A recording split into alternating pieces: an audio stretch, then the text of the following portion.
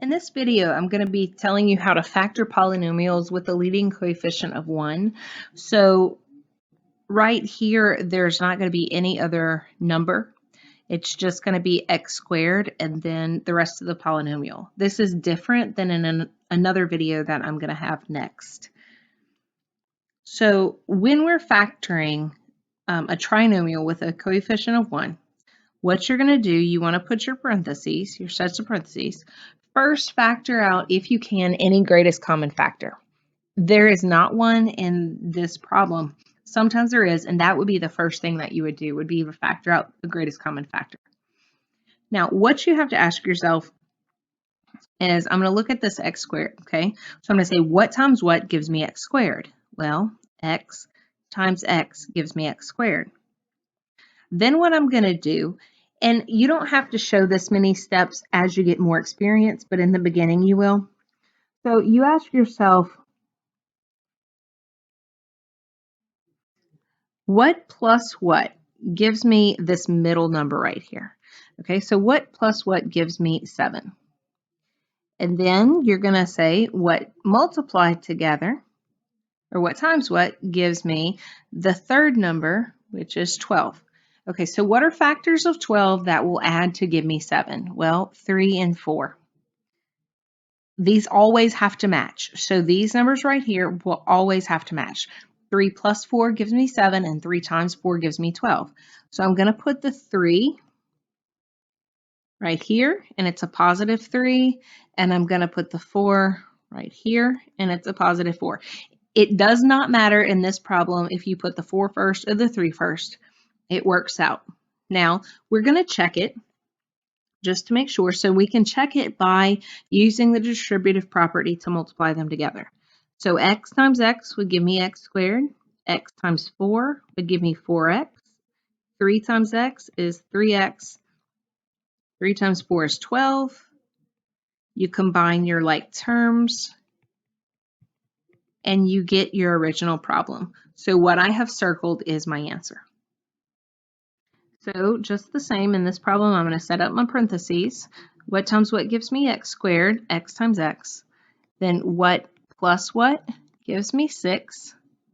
That multiplies to give me a negative 7. So I'm adding to get the middle number, and I'm multiplying to get the final number. So what are factors of 7 that give me 6? Well, we know it has to be 7 and 1 because 7's prime. So 7 times 1 gives you 7. But if I want a positive 6 here, the 1 would have to be negative. So 7 plus a negative 1 gives me 6, and 7 times a negative 1 gives me negative 7. So I'm going to say a positive 7 and a negative 1. That's how you do this. So the 7 I put here, and the negative 1 I put here. And again, it does not matter which comes first. So in this problem, we're factoring x squared minus 4x minus 32. So I'm going to set up my parentheses. X times x gives me x squared.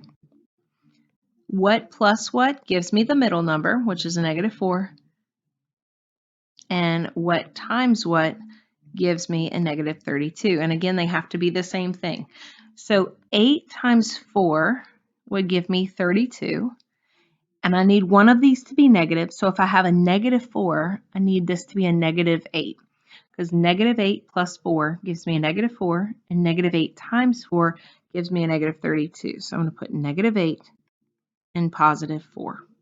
And that's my answer. Number 4, we're going to be solving an equation.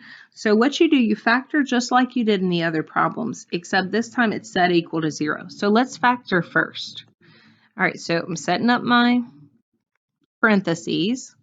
So what times what gives me x squared? X times x. What plus what gives me, this is a negative 1 coefficient. So we're going to say what plus what gives me a negative 1? That multiplies to give me a negative 72. Well, we know 8 times 9 is 72. And if I need to add to give me a negative 1, that would be a negative 9. So 8 plus negative 9 is a negative 1. And 8 times a negative 9 is a negative 72. So I'm going to say plus 8 and minus 9. Now, That's where I would go if I was just factoring, but this is solving an equation. So I'm going to set each of these factors equal to 0 separately and solve for x. So in the first one, I would subtract the 8 from both sides. The 8s would cancel out. I'd get x equals -8. And on this side, I would add 9 to both sides. My 9s would cancel and x equals 9. So my final answer would be x equals -8 and x equals 9. Now we have a word problem. What are two consecutive integers whose products is 132? Well, we talked about consecutive integers before. Okay, consecutive integers are integers in order, one after the other. So like 1 and 2 is an example of a consecutive integer. So I don't know what the consecutive integers are that equal 132. So I'm just going to let the first one be x, and the second one would be x plus 1. What are two consecutive integers whose products means that we're going to multiply, like I have here, is 132. So we're looking for those.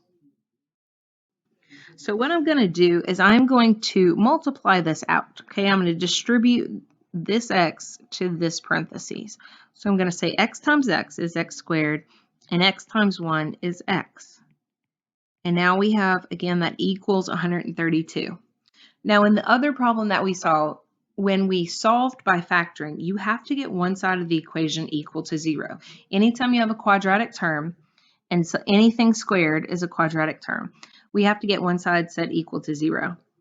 So I'm going to subtract 132 from both sides of the equation. When I do, I would get x squared plus x minus 132 equals 0. Now I'm going to factor that. So x times x is x squared.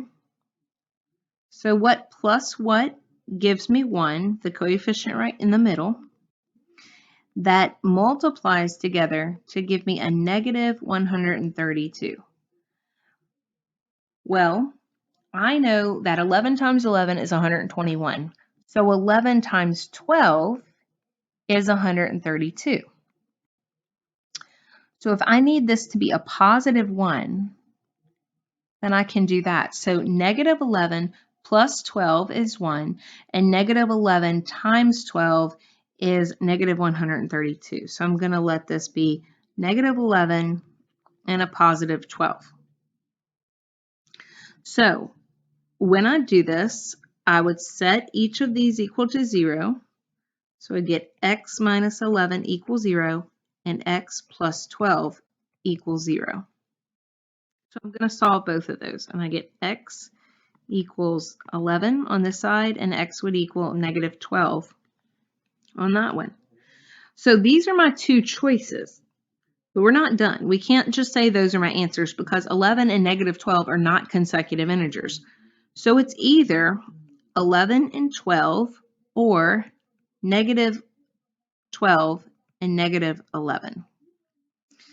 Because if I added 1 to both of those, 11 plus 1 would be 12, and negative 12 plus 1 is negative 11. So actually, I have two choices because 11 times 12 is 132, and negative 12 times negative 11 is also positive 132. So both of those could be the answers.